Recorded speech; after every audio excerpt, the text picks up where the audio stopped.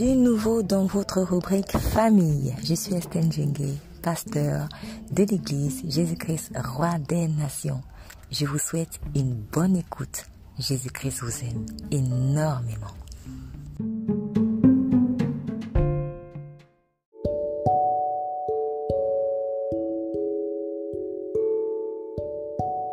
Vous n'êtes pas stérile. Cantique des Cantiques, chapitre 4, verset 2, il est écrit: tes dents sont comme un troupeau de brebis tendues qui remontent de l'abreuvoir. Toutes portent des jumeaux, aucune d'elles n'est stérile. En bénissant l'homme et la femme qu'il venait de créer, Dieu a dit: soyez féconds, multipliez-vous, remplissez la terre. Genèse 1, verset 28. C'est une parole de vie qui est enregistrée dans l'esprit de tout être humain, qu'il en soit conscient ou pas. Lorsque l'homme est séparé de Dieu, cette parole de bénédiction pourrait ne pas prendre vie en lui, encore que Dieu fait grâce aux bons comme aux mauvais. Cependant, lorsque l'esprit de l'homme est régénéré par le Saint-Esprit, il est voué à vivre toutes les promesses de Dieu, dont les paroles prendront automatiquement vie en lui, y compris dans son corps dit stérile.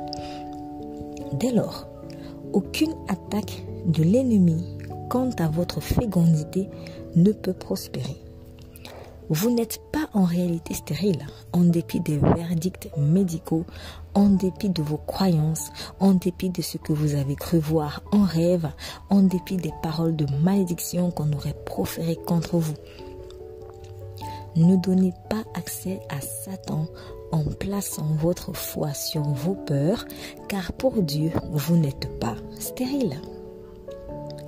Il vous considère comme une de ses dents, que le fiancé dans Cantique des Cantiques compare à un troupeau de brebis tendues qui remonte de l'abreuvoir. Êtes-vous une brebis de Jésus-Christ? Vous comportez-vous comme tel? Si oui, alors vous n'avez rien à craindre, car les brebis de Jésus sont comme ses dents. Elles portent des jumeaux et aucune d'elles n'est stérile.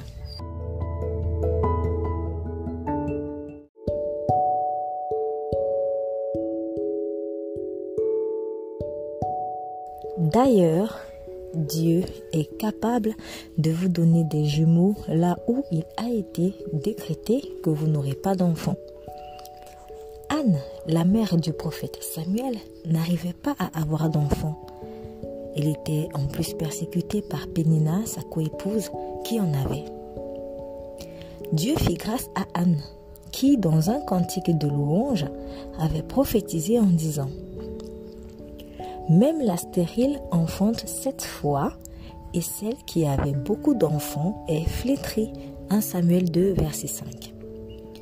Le Saint-Esprit inspira les mêmes propos au prophète Ésaïe. Nous lisons dans Ésaïe 54, verset 1er: réjouis-toi, stérile, toi qui n'enfantes plus. Fais éclater ton allégresse et ta joie, toi qui n'as plus de douleur. Car les fils de la délaissée seront plus nombreux que les fils de celle qui est mariée, dit l'Éternel.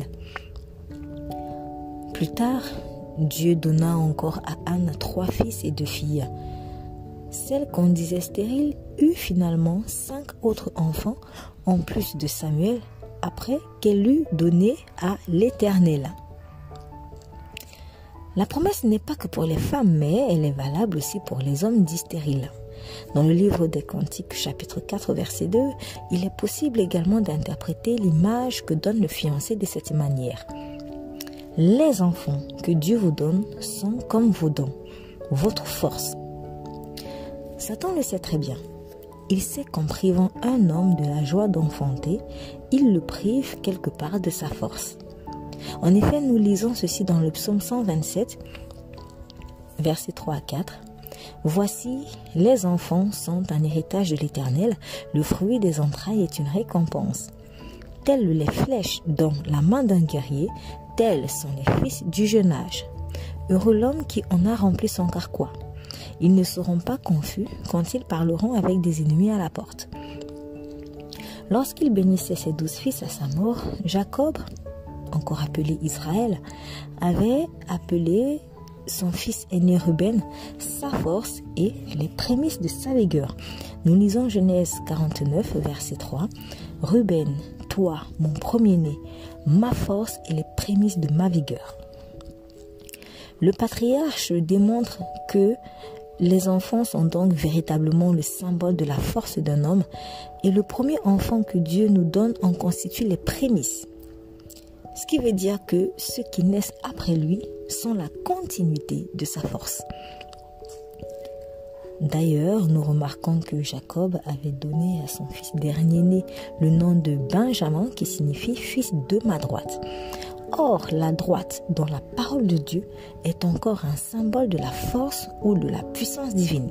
Exemple, Exode 15, verset 6 et verset 12, cantique de Moïse et des enfants d'Israël après l'engloutissement de l'armée de Pharaon dans la mer Rouge. Ta droite, ô Éternel, est magnifique en force. Ta droite, ô Éternel, écrase l'ennemi. Tu as étendu ta droite, la terre les engloutit. Psaume 89, verset 13. Ton bras est puissant, ta main est forte, ta droite est élevée. Psaume 118, verset 16. La droite de l'Éternel manifeste sa puissance. De ce fait, en semant la stérilité dans la vie des gens, Satan les affaiblit et c'est son but. Mais en Christ, il n'y a plus de condamnation pour celui qui croit. Dieu vous rétablit dans votre force, entre autres, en vous rendant fécond ou féconda. Saisissez cette promesse. Vous n'êtes pas stérile. Vous enfanterez dans le précieux nom de Jésus-Christ qui, monté au ciel, est à la droite de Dieu et à qui les anges, les pouvoirs et les puissances ont été soumis. 1 Pierre 3, verset 22.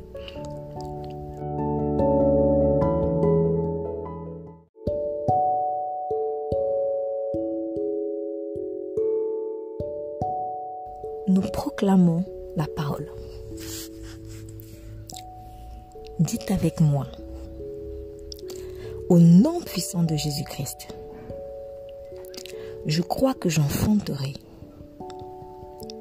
Mes dents sont comme un troupeau de brebis tendues qui remontent de l'abreuvoir. Et toutes portent des jumeaux, aucune d'elles n'est stérile. Je me multiplie et je suis fécond. Mon carquois est rempli de flèches, car mes enfants naturels et spirituels sont nombreux. Je ne serai donc pas confus devant mes ennemis. Toute parole de malédiction concernant ma postérité est annulée. Car Jésus, mon Sauveur, a déchiré à la croix les ordonnances qui me condamnaient. Je suis libre de vivre les promesses de Dieu. Mes enfants sont bénis. Ils rentrent chacun dans leur destinée. Mon foyer est béni. Et il prospère par la grâce de Dieu. Amen.